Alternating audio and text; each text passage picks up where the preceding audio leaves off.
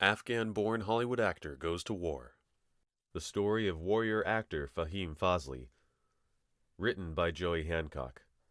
Narrated by Jonathan Zeiger. Actor and author Fahim Fazli visited ASU this week to speak to students, offer advice, and show them no matter where they come from or what problems life throws at them, dreams can be achieved, which he writes about in his book, Fahim Speaks. Fazli has starred in more than 50 films, working with the likes of Tom Hanks, Julia Roberts, Philip Seymour Hoffman, Bill Murray, Louis C.K., and Robert Downey Jr. But before his acting career, a struggle to get to America began in his childhood home. Part 1. Child in a War Zone. In the late 1970s, Soviet Russia invaded Afghanistan and reshaped Fazli's life. In 1979, the communists came to my country. They took over Afghanistan in 24 hours. Fahim still recalls the day that it happened. I was 12 years old. I didn't know anything about commies, and they killed 1 million of us in the first years. The Soviet Union's invasion had an immediate impact on Fazli's family because his mother worked as a midwife in the Afghan government.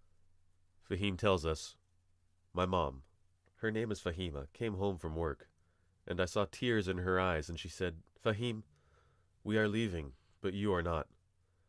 Your dad wants to hold you and your brother.' I asked her what was wrong, and she said the communists will kill us if we don't leave in 24 hours.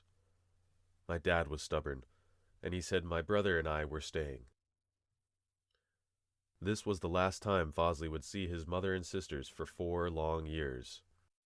Fahim recalls, "We went into the house, and I looked at my dad and asked why we didn't go. He said, 'Shut up and sit down.' He did it because he believed we would beat the Russians in a month or 2. But it took us 10 years. After Fazli's mother left, he returned to school the next day, but lost interest in his studies in the 7th grade. I skipped school, and I saw the tanks passing by everywhere, so I made a flyer. A propaganda flyer was given to us by the CIA, who was helping us defeat the communists.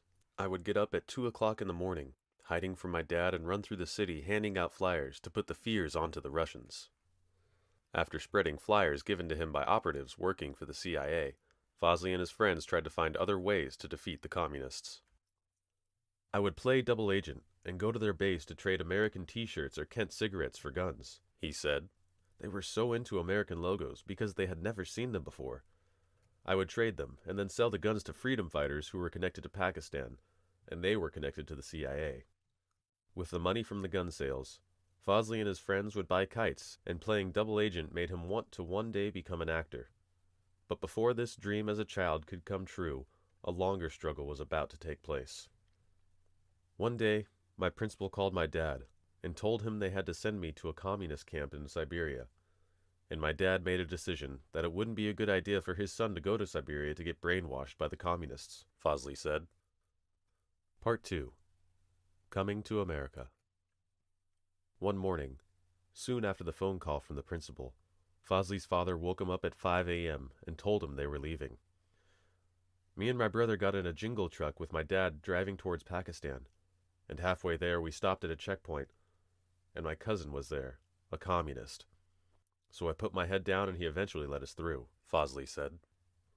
"We then walked 7 days and 7 nights through the mountains hiding from the helicopters flying over. We finally arrived in Pakistan to a refugee camp. Arriving at the refugee camp and meeting the Marines was the first step in a 4-year journey to find his mother," Fazli said. "I told the Marine translating for us I wanted to find my mother, and the Marine said come back in 4 days, he said. So we came back and the Marines were smiling at us. They said, 'We found your mother,' after 4 years of not seeing each other and no letters. She was living in Charlottesville, Virginia." Fazli got on the phone and called his mother in Virginia, but the response from the other end of the line was not one of welcoming or excitement, but one of confusion. My mom got on the phone and she asked who it was, and I said, "This is Fahim." She said, "What are you talking about? My son is dead. The communists killed him." I said, "It's me, Mom. My voice has changed. I've become a man." After long struggling to convince her, she believed me. Fazli's aunt, who was in the U.S., had told his mother he and his brothers were dead, and that his father had married another woman. This made Fazli's mother deal with the grief and begin to move on with her life. After 2 years in the refugee camp, Fazli and his family were allowed to come to the U.S. and received their green cards and passports at the airport upon arrival at Washington Dulles. Part 3. American Life. Arriving in the U.S. provided more challenges for Fazli, but his dream to become an actor was still in his heart. When I was 7 years old, I asked myself 6 questions. Who am I? Who I want to be? Where I want to be? What's my dream? What's my passion? And what's my hobby? These questions led Fazli to try to sign up for the Marines, but after receiving the 5-page test, he failed, and he had to change direction, which led him to pursuing his dream of becoming an actor. After failing the test, I asked myself the questions again, and went to work as an actor, but couldn't get my Screen Actors Guild card, because I couldn't get a speaking part, he said. In 2006, Fazli began working as a technical advisor, coaching Tom Hanks, Julia Roberts, and Philip Seymour Hoffman. Soon after, Fazli began getting parts in other movies and television shows as an actor, voiceover artist, and consultant, but the parts were mostly typecast as a terrorist. Fahim says, "As a terrorist, the reason I do that, I know those guys hijacked the religion, and I want to introduce them in the movie how evil they are. You saw me get emotional.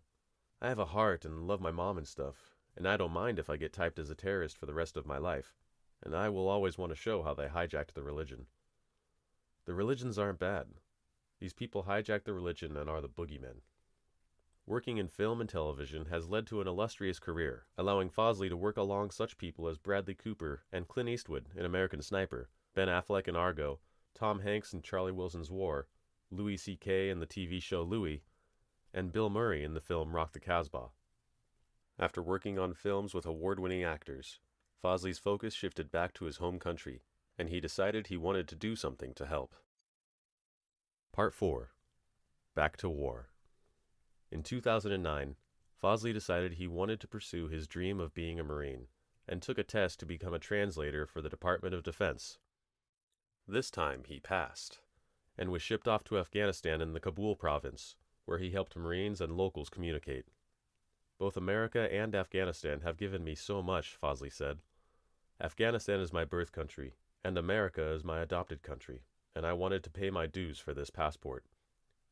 After arriving in Afghanistan, Fazli began working with local tribes and Marines to open up communication and ease tensions in the area, which had an impact on ASU professor Mark Van Hagen. Says Hagen, "What I really liked best was the story he told of how he had to explain to the Afghans that the Marines weren't Russians.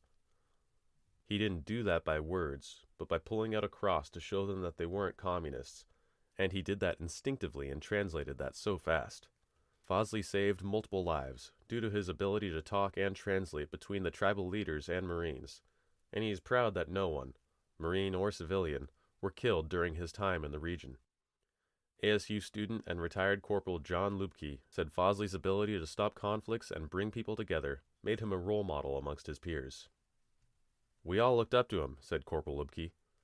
"I had just turned 20 years old, and it was my first deployment and had no idea what war was going to be like until I was in it.